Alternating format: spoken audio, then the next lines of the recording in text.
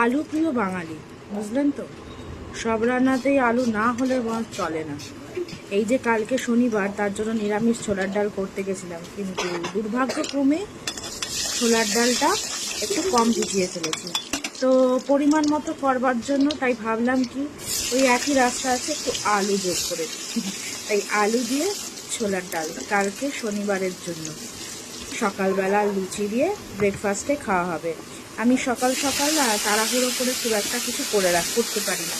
তার থেকে বরঞ্চ তরকারিটা আমি রাতের বেলা করে রাখি এই সময়, এবং তারপরে সকালবেলা গরম রুটি, পরোটা বা লুচি যেটা করতে হয় সেটা করে দিই।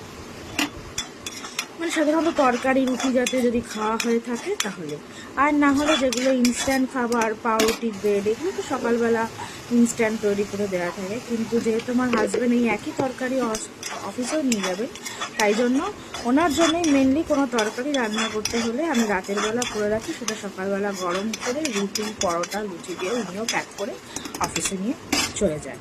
তো যাই হোক, আলু প্রিয় বাঙালি হিসাবে আলু দিয়ে ছোলার ডাল মিষ্টি মিষ্টি করে একটুখানি শনিবারের জন্য সম্পূর্ণ নিরামিষ, শুধুমাত্র জিরে ফোড়ন, আদা বাটা আর শুকনো লঙ্কা ফোড়ন দিয়ে, আর একটু ধনে জিরে গুঁড়ো, আর অ্যাডিশনাল হিসাবে আমি একটু কিশমিশ যোগ করেছি, কারণ আমার ভালো লাগে ব্যক্তিগতভাবে কিশমিশ দিলে ছোলার ডালের মধ্যে।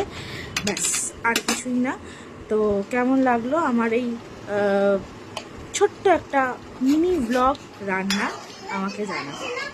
Thank you.